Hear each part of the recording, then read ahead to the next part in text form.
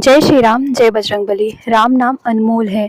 जो भी व्यक्ति राम नाम लिखता है उसका जीवन पार हो जाता है, वो भी सुख के साथ। यदि आपके जीवन में कष्ट है, बहुत ज़्यादा पीड़ा है, अगर आपके जीवन में लगता है कि ऐसी कोई समस्या है जो दूर ही नहीं हो रही है, उस समय आपको राम जी का सहारा लेना चाहिए, राम जी के शरण में जाना चाहिए। हनुमान जी आपकी नैया ज़रूर पार लगाएंगे। बहुत सारे लोग राम जी के भक्त हैं, होते हैं, हनुमान जी के भक्त होते हैं, लेकिन राम नाम नहीं लिखते।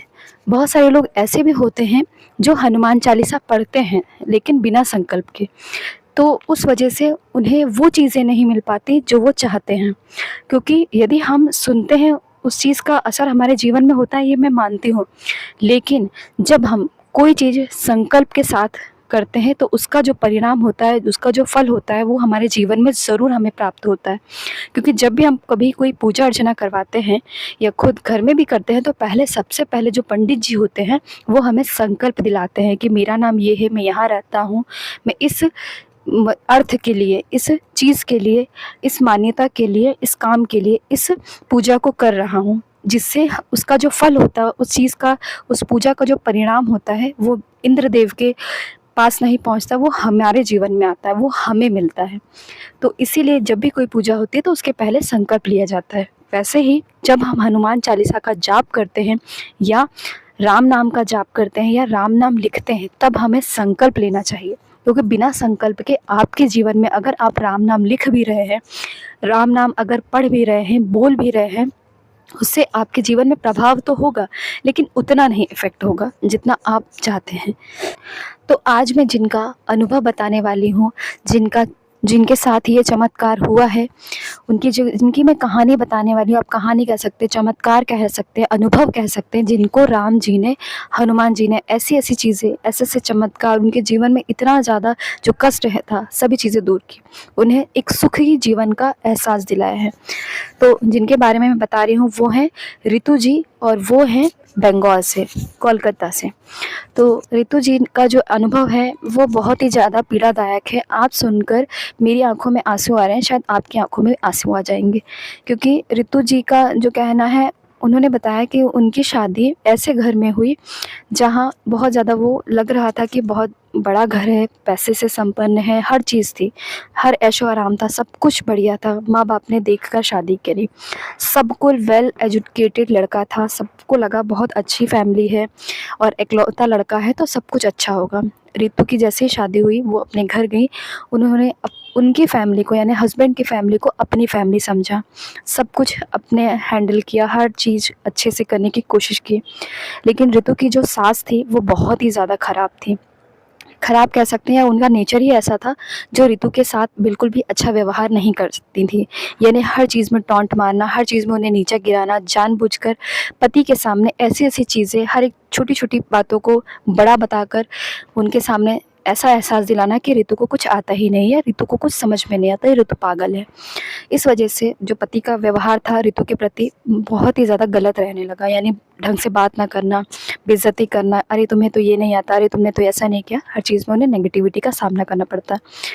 जिस वजह से जब उनके पति ऑफिस चले जाते हैं तो कितना ही कोई लड़की सहेगी, क्योंकि 24 साल की उम्र में उनकी शादी हुई, कोई इतनी ज़्यादा उम्र थी नहीं, पढ़ाई लिखाई के बाद एकदम से शादी हो गई। तो परिवार का वो माहौल जो एकदम से उन्होंने हैंडल करना, जो उन्हें पहले से वो चीज़ें, वो कहते हैं ना, जिम्मेदारियाँ नहीं थी, तो पहले से उनके पास इतनी जिम्मेदारियाँ नहीं थी, घर में थी, बेटी की तरह थी, अब एकदम से ससुराल आई तो हर माहौल चेंज हो गया, हर चीज़ें, जो है जिम्मेदारी वो उनके ऊपर आ गई। कुछ समझ में नहीं आ रहा था कि मैं कैसे हैंडल करूँ, लेकिन कोई कितना ही सुनेगा। जब उनकी सास बहुत ज़्यादा उनके लिए गलत चीज़ें बोलती, उन्हें उकसाती लड़ाई करने के लिए, तो वो कहीं ना कहीं हाइपर हो जाती है और कुछ ना कुछ बातों का तो वो जवाब दे ही देती है। और उन्हीं बातों का मुद्दा बनाकर उनकी सास शाम के समय उनके पति के सामने, यानी उनके अपने बेटे के सामने पेश करती, और फिर उनकी फिर से लड़ाई झगड़ा हो जाता और फिर घर में वो कलह हो जाती। ऐसे ही थोड़ा टाइम हुआ, 6 महीने बीते। एक दिन ऐसे शाम का समय था, रितु की और उनकी सास के दिन में कोई ऐसी कहा सुनी हुई। जैसे ही उनके पति आए, सास ने अचानक से सारी बातें और बढ़ा चढ़ाकर, जो बातें नहीं भी हुई थी वो भी अपने बेटे को बोल दी। अब बेटे के दिमाग में क्या आया, कुछ समझ में नहीं आया, वो अंदर गया और उसने कमरा बंद किया और फांसी लगा ली। यानी रितु के जीवन में एकदम से हर चीज़, हर खुशी चली गई। रितु को कुछ नहीं समझ में आ रहा था कि मैं क्या करूँ? उसके बाद उसे नहीं समझ में आया कि मैं क्या करूँ, किसको क्या बोलूँ, क्योंकि अब वो ना अपनी सास से लड़ सकती, किसके लिए लड़ती? पति था वो चला गया, अब वो क्या करती? 13 दिन बीते, 13वीं हुई और फिर वो अपने मायके आ गई। कुछ समझ में नहीं आ रहा था वो किसको बोले, क्या बोले, क्योंकि अब वो चीज़ें जो उसके माइंड में चल रही थी कि सभी लोगों के सामने वो खुद दोषी हो गई, क्योंकि सास को कभी भी कोई गलत नहीं कहेगा, माँ को कोई गलत नहीं कहेगा कि एक बेटे की माँ कैसे गलत हो सकती है? ज़रूर बीवी ने ही कुछ करा होगा। इस वजह से उन्हें ही सब लोग गलत कहते हैं। सारी चीज़ें उनके दिमाग में थी, टेंशन चल रहा था। क्या करती, घर से बाहर निकलना बंद कर दिया। अचानक से उन्हें लगा कि अब मैं क्या करूँ, दिमाग कहाँ लगाऊँ, क्योंकि उन्हें हर चीज़ के बारे में जब सोचती तो बीपी लो हो जाता, उलझन हो जाती। तो उन्होंने प्रभु का सहारा लिया, राम नाम जाप करना शुरू किया, संकल्प लिया, हनुमान चालीसा का जाप करना शुरू किया और 2 ही महीने में उनकी एक गवर्नमेंट जॉब लग गई। और जब से उन्होंने राम नाम लिखना शुरू किया, तब उन्हें जो मेंटली डिस्टर्ब थी, वो फ्रस्ट्रेशन थी, वो सारी निकलने लगी। धीरे-धीरे उन्होंने अपना मन पति से, परिवार से, सब चीज़ों से हटाकर, क्योंकि जिसको जाना था वो चला गया, क्योंकि उनकी तो कोई गलती ही नहीं थी। ठीक है, इंसान बोल जाता है क्योंकि बचपना ही था और 24 साल की उम्र में सही बोलने की जो उन्हें सज़ा मिली, शायद भगवान किसी को ना दे, क्योंकि उनके साथ हर चीज़ें, जैसे माँ-बाप को लेकर टॉर्चर करना कि तुम्हारी मम्मी तो ऐसी है, तुम्हारे पापा ने ये किया या शादी में ये चीज़ गलत की, वैसी की, ये अच्छी नहीं दी, वो अच्छी नहीं दी। तो बेटी है, कोई भी अपने माँ-बाप के बारे में कोई गलत नहीं सुनेगा। उसी चीज़ का वो जवाब देती और वो शाम को उसकी माँ यानी उनकी जो सास थी, वो अपने बेटे को भर देती। बस इसी चीज़ का जो है उन्हें पश्चाताप था कि वो शायद ना बोलती उस दिन, और उनके पति शायद किसी और भी टेंशन में था और वो बात को सुनकर उस चीज़ को वो झेल नहीं पाया और उसने फांसी लगा ली। चलो, जो भी होना था हो चुका, अब वो चीज़ें सही तो हो नहीं सकती थी। अब एक ही चीज़ सही हो सकती थी कि अपने जीवन को सही करना और अपने दिमाग को सही करना, ताकि आगे का जीवन सही हो सके। तो उसने पढ़ाई करना फिर से शुरू किया और वो इंग्लिश में एमए कर चुकी थी। तभी उनकी जो है सरकारी नौकरी लग गई। राम नाम जाप लिखने लगी, वो करने लगी राम नाम जाप और लिखने भी लगी। बहुत सारे लोगों ने बोला आप राम जी में अपना दिमाग लगाओ, हनुमान जी का सहारा लो, हनुमान चालीसा का जाप करो, सब कुछ ठीक होगा। बस वही उसने सुना और वही चीज़ें करने लगी। चमत्कार हुआ और उसका जीवन बदल गया।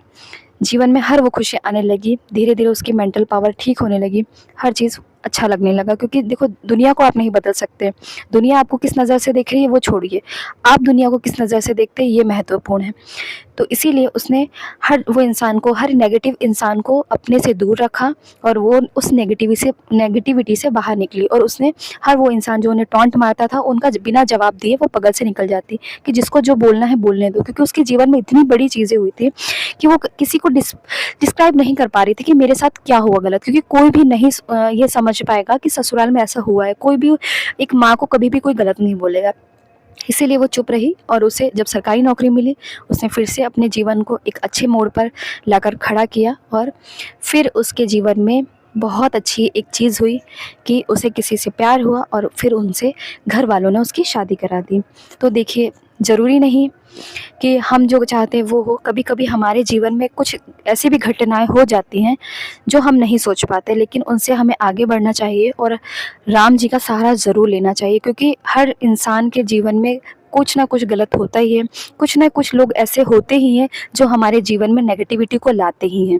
इसलिए हर वो इंसान से आप दूर रहें, बस भगवान में अपना ध्यान लगाएँ। जय श्री राम, जय